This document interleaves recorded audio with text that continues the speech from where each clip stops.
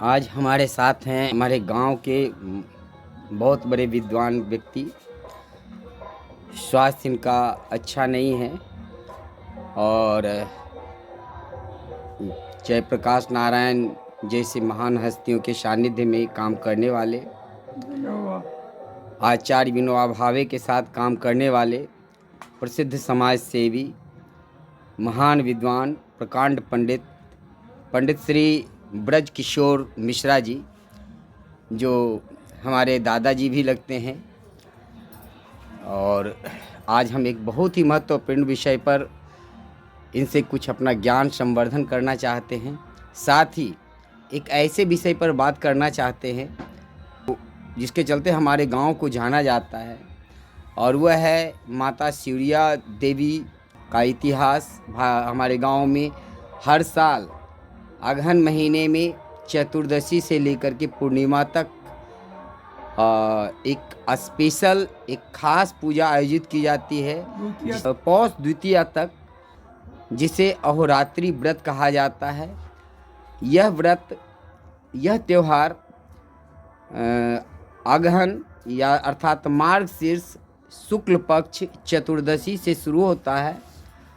चतुर्दशी के दिन माता सिवड़िया महारानी हमारे मंदिर से उनका आगमन होता है, जिसे ताल लगना कहते हैं। इस दिन से इस कार्यक्रम होता है और ये खास करके 5 घरों में इनकी पूजा होती है। जो सबसे बड़े हैं ब्रज किशोर मिश्रा जी, इनके घर में भी ये माता जी का आगमन होता है। उसके बाद आदेश्वर मिश्रा जी हैं, उनके घर में आगमन होता है। अरुण मिश्रा जी के घर में आगमन होता है। श्रवण मिश्रा जी के आगमन होता है।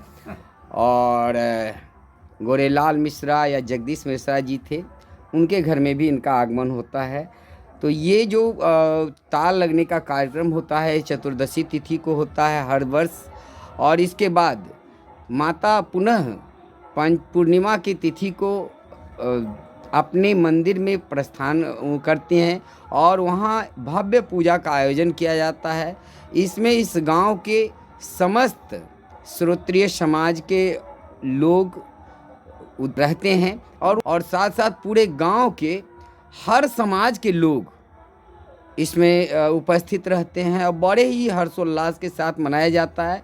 मैं आपको इस वर्ष होने वाले कार्यक्रम का भी पूरा वीडियो उपलब्ध करवाऊंगा। मेरा आज का उद्देश्य है माता सिवड़िया रानी का आगमन हमारे गांव में कैसे और कब हुआ, इनका इतिहास जानने के लिए आज हम अपने पूज्य पितामह श्री ब्रज किशोर जी के पास हम आए हुए हैं और इनके श्रीमुख से इस कहानी को हम जानने का प्रयास करेंगे। तो आइए शुरू करते हैं। बाबा प्रणाम। मेरी आयु 85 साल की है। मेरे पूर्व की घटना और परंपराओं की जानकारी जो बुजुर्गों से मिला और आचरण करते रहे, तद्वत पूजा आयोजित करते रहे। अब मैं अपने जीवन की संध्या में कुछ संस्मरण अपने पोता की जिज्ञासा शांति के लिए बोल रहा हूँ, जिसमें ये आने वाली पीढ़ी को वंशानुगत होने वाली पूजा का ज्ञान दे सकें, परंपराओं का निर्वाह कर सकें, इतिहास की सुरक्षा कर सकें, अपनी सभ्यता का ज्ञान हो। हम कौन थे, कहाँ से आए, मेरे इष्ट के रूप में ये हमें कैसे प्राप्त हुए, यथासंभव अपने संज्ञान में जो बात है मैं बोल रहा हूँ, संभवतः कुछ विस्मृत भी हो जाऊं, संभव है ऐसा। आप लोग अपनी बुद्धि से उसको समझने की चेष्टा करें। इसी कड़ी में हम अपने गांव की कुल देवी के बारे में कुछ कहना चाहते हैं। 85 वर्षों से तो मैं उनका पूजक हूँ। इसके पूर्व हमारे पूर्वज कितने वर्षों से पूजा करते रहे मैं नहीं जानता, लेकिन अगली पीढ़ियों से कुछ जो बातें सुनने को मिली उसको मैं अपने पौत्र से व्यक्त कर रहा हूँ। केमदार खां और नेमदार खां दो भाई थे जिन्होंने हिंदू देव मूर्तियों को तोड़ने का, लूटने का, बर्बाद करने का अभियान छेड़ा। और इसी क्रम में सियूर के महाराजा के यहाँ आक्रमण किया, लेकिन वहाँ की रानियां अपने घर से निकल गई अपने अस्मत को बचाने के लिए, और देव मूर्तियों को ब्राह्मण के हाथ में सुपुर्द करके कहा कि इनको जाके गंगा में विसर्जित कर दो। ऐसा ही हुआ, लेकर लोग चले। चलने के बाद देवधाम गांव के दक्षिण भाग में एक स्थान है, वहां आकर रुक गए। उनको आभास हुआ कि आगे वहां से मूर्ति का भार बढ़ गया। वो ब्राह्मण भार की असह्यता के कारण बढ़ नहीं पाए। नतमस्तक होकर विनय भाव से मूर्ति को मस्तक से उतार कर वहां रखे। और हमारे पूर्वज अपने घर पर स्नान कर रहे थे। उनको आभास हुआ कि भगवती का आगमन हो रहा है और अमुक स्थान पर हैं।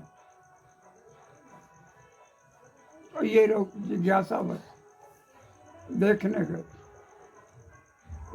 गए तो देखा मूर्ति वहां रखी गई है, उठ नहीं पा रही है। लोगों ने प्रार्थना किया, भगवती आप क्या चाहती हैं? हम लोग आपकी सेवा में आए हैं। अगर इस स्थान पर विराजें तो हमको बताइए। मन में रख के कुछ फूल इनके ऊपर अर्पित किया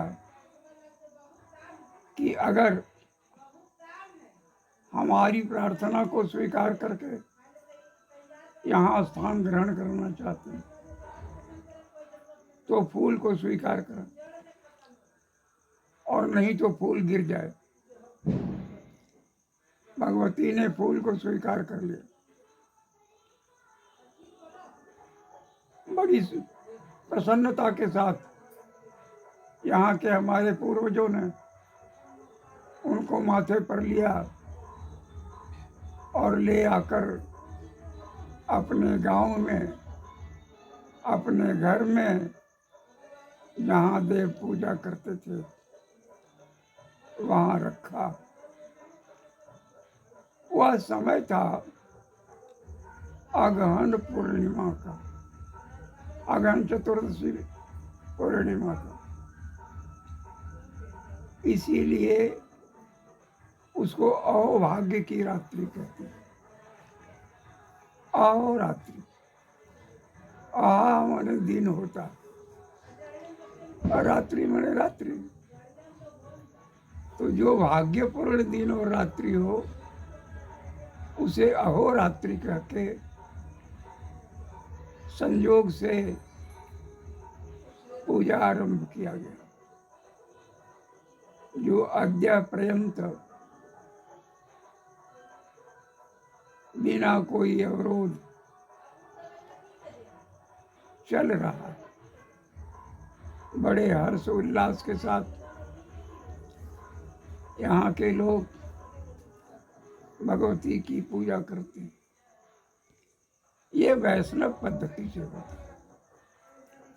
इस पूजा में बलि नहीं दी जाती।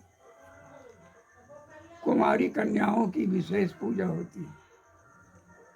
कुमारी कन्याओं को भोजन कराया जाता है, चाहे वो किसी जात की कन्या हो।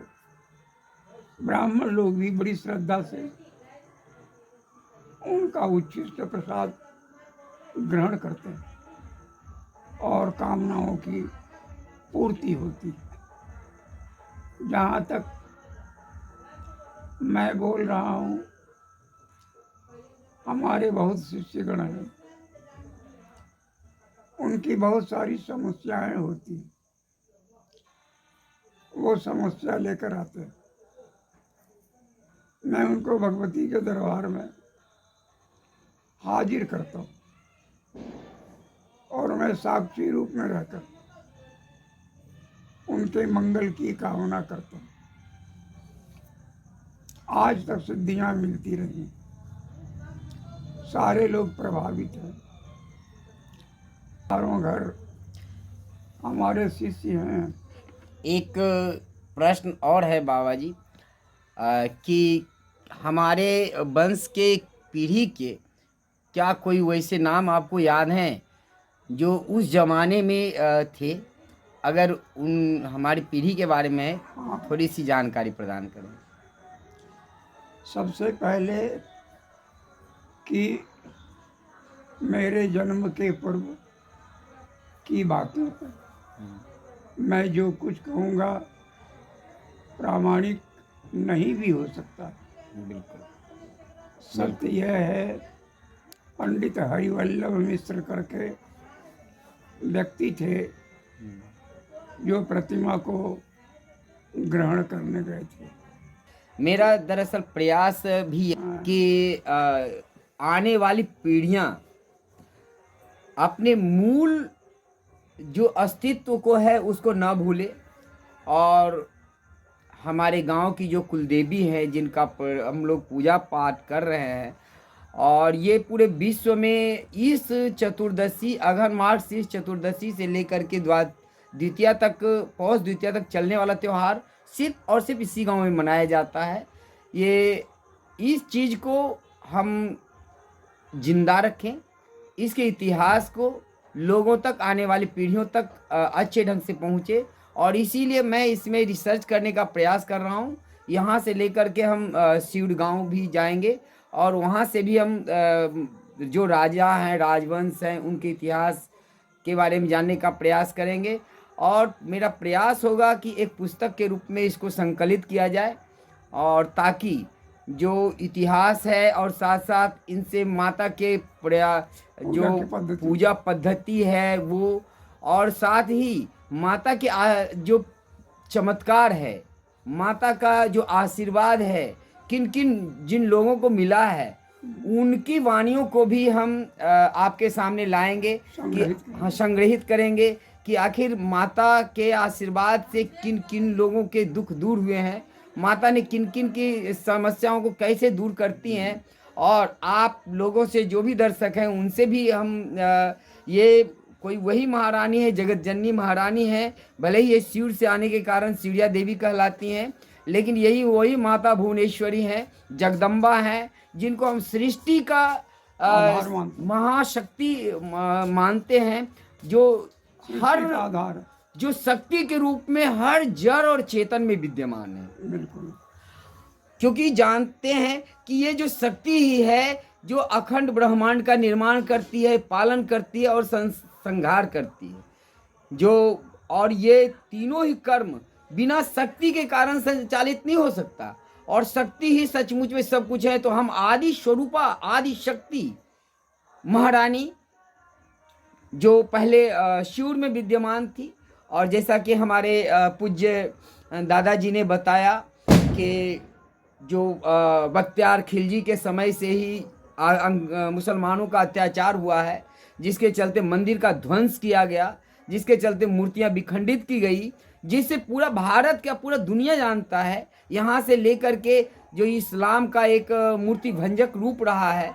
हमने बमियान के मंदिर में भी दुनिया का सबसे बड़ा भगवान बुद्ध की मूर्तियों को तोड़ते हुए हमने अपनी आंखों से देखा है। जो आज की युग की बात है वो 700 साल पहले की, 600-500 साल पहले की घटनाएं रही होंगी, आज भी उसका वो विकृत स्वरूप है। खैर जो भी है वो इतिहास की बात है। हम माता के उस प्रताप, उस यश का गुणगान करते हैं और माता से ये प्रार्थना करते हैं कि वो समस्त विश्व को अपने जन कल्याण के काम में जो लगे हुए हैं उनको शक्तियां प्रदान करें, सबका कल्याण हो। क्योंकि हिंदू और सनातन धर्म का जो मान्यता है, जो सोच है, वो वसुधैव कुटुंबकम की सोच रही है। और जो सर्वे भवन्तु सुखिनः, सर्वे सन्तु निरामया, सर्वभद्राणि पश्यन्तु मां कश्चित् भाग भवेत्, इस भावना पर आधारित है। और हमारा जो पूरा संस्कृति है, सनातन की संस्कृति, उसमें नफरत का कहीं कोई जगह नहीं है। और हमारी देवी माँ भी जगत जननी कहलाती हैं। तो उन सबको, आप सबको भी वो आशीर्वाद प्रदान करें। और जो भी दर्शक इसको देख रहे हैं वह अगर जब भी चाहे, खास करके अगहन पूर्णिमा के दिन जो त्यौहार होता है, हमारे माता का त्यौहार होता है, उसमें शामिल हों। अगर आप इसे शामिल होते हैं तो इससे आपकी मनोकामना माता जी अवश्य पूर्ण करेंगी, ऐसा पूरा हमें विश्वास है, क्योंकि माँ सबके मनोकामना पूर्ण करती हैं। तो इसी के साथ हमें और भी जब ज़रूरत पड़ेगा तो हम आपको इस स्टोरी से रूबरू कराएंगे। जब हमारा किताब लिखने का काम पूरा हो जाएगा तो फिर मैं एक बार आपसे मिलेंगे। इसी के लिए हमारा एक छोटा सा प्रयास था। आपको ये वीडियो कैसा लगा आप अवश्य बताएं। और हम इस कड़ी में कुछ ऐसे ही बुजुर्ग लोगों से बात करेंगे और उनके विचार आपके पास लाने का प्रयास करेंगे, ताकि हमारा भाषा, धर्म, संप्रदाय से अलग हटकर बिल्कुल बिल्कुल हम मानवों की श्रेष्ठतम ऊंचाई पर पहुंचकर भगवती से विश्व कल्याण की कामना करते हैं। बहुत सुंदर, धन्यवाद।